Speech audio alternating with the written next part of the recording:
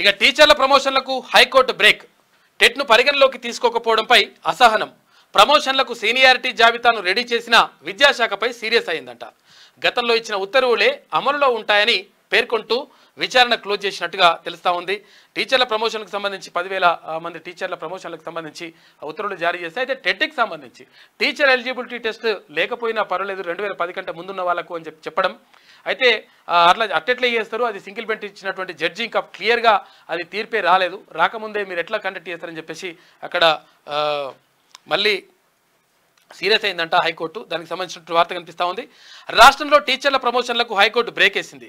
2010కి ముందు హెచ్జిటీలుగా ఉన్న ఉపాధ్యాయులకు స్కూల్ అసిస్టెంట్లుగా ప్రమోషన్ కల్పించేందుకు టెట్ అర్హత పరిగణలోకి తీసుకోకుండా సీనియారిటీ జాబితాను రూపొందించడంపై ఆగ్రహం వ్యక్తం చేసింది. ఈ అంశంలో పాఠశాల విద్యాశాఖ కమిషనర్ శ్రీ దేవసేనపై హైకోర్టు ఆగ్రహం వ్యక్తం చేసింది. 2010కి ముందు ఉన్న టీచర్లకు టెట్ను పరిగణలోకి తీసుకోవద్దంటూ సింగిల్ జడ్జి ఇచ్చిన ఉత్తర్వులను డివిజన్ బెంచ్ రద్దు చేసి తిరిగి సింగిల్ జడ్జికి పంపిన విషయం తెలిసి కూడా ప్రమోషన్స్ ఎలా చేపడతారని ప్రశ్నించింది. ఇది కోర్టు ఉత్తర్వులను ఉల్లంఘించడమేనని ఫైర్ అయ్యింది.